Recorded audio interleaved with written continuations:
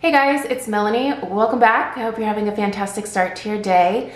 In this video, I'm taking you through another deep dive of one of the 6 new Kringle Reserve fragrances that is launching at kringlecandle.com on June 20th, 2024 at noon Eastern Standard Time.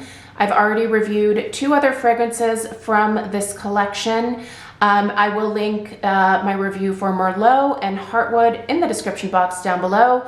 I will also put a link down there where to shop with Kringle Candle, as well as a discount code.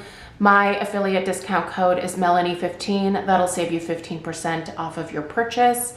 If you are familiar at all with Kringle, and I know this is kind of a sore subject for some people, but the Reserve candles hardly ever go on sale. Sometimes they're included, well, certain scents are included in the year-end clearance sale, but other than that, we really don't see sales. So if you want to save any money on the Kringle Reserve fragrances, the best you can do is use your reward points if you have any, or use an affiliate discount code. That'll save you at least a little bit of money off of your purchase. So this particular scent is obviously the grilled PB&J, and I have to admit, when I first received the fragrance notes prior to the candles being sent to me, so I did not pay for this one, just so you guys are aware, this was sent in PR. But yeah, I received the fragrance notes prior to receiving the candles, and this one, with me being just such a natural lover of gourmand fragrances, this one really spoke to me. I will say, please do stay tuned throughout the entire video, because when we get to the overall burn quality, I have some complaints about this one, and I just want to make you guys aware of those.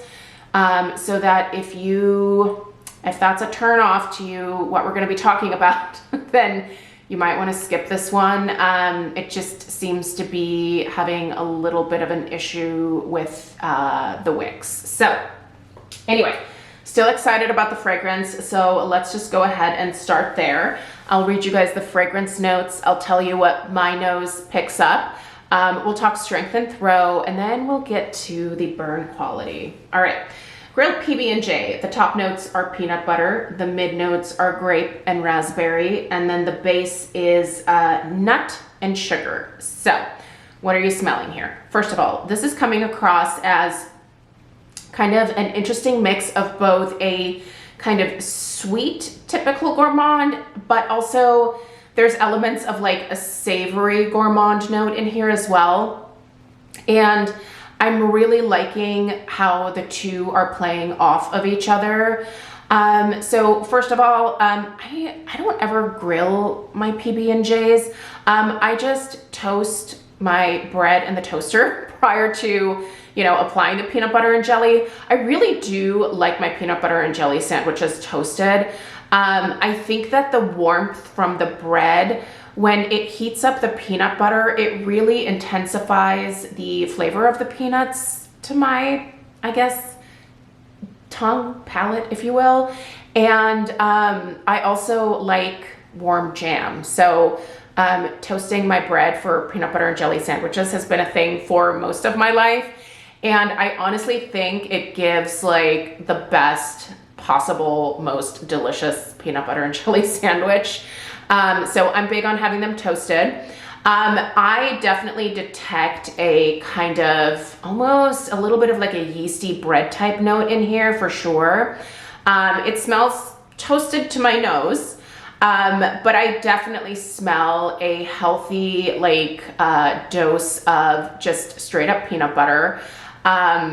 Definitely just you take fresh roasted peanuts and grind them up. It's a very fresh roasted peanut butter scent. And the jelly, you guys, I'm a big fan of this jelly here because it doesn't really smell a whole lot like grape to my nose. Although I did mention in my Merlot review, that one smells a lot like Concord grape to my nose. If you are getting both of these, definitely burn the Merlot and the PB&J right next to each other. They're a gorgeous combo. Love them. But the jelly note that I'm smelling in here is definitely more of that raspberry than it is grape. I prefer raspberry jelly. My daughter, when she does peanut butter and jelly sandwiches, she prefers strawberry jam or jelly. And I think my husband actually prefers the grape a little bit more. But you guys, it is definitely, to my nose, way more of a raspberry jam than it is like that grape jelly or jam type note. This is very authentic. Honestly, it really does smell like a grilled or toasted, rather yet, peanut butter and jelly sandwich. I wouldn't consider this a real conceptual scent, but I would consider it very, very authentic. And if you're looking for an authentic PB&J experience, I think you're getting it here. And I love that they like added that kind of savoriness to this one so that it's not just like sweet peanuts and sweet raspberry, right? Like you're definitely getting that like toasted bread note here. And oh my gosh, it adds to the authenticity of this one, and I'm absolutely loving it. All right, strength and throw. Strength and throw on this one are actually quite good, probably because of these troublesome wicks that we're gonna get into here in a second. But yeah, the strength and throw of this one is, I would say a solid, like, it's kind of been waffling between like a 7 and an 8. It's actually quite potent. I've been burning it downstairs, mostly in the kitchen.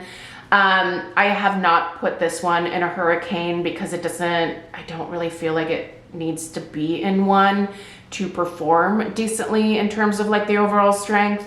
The throw I would put probably at about a 7 as well. Absolutely a room filler, absolutely travels outside of the room.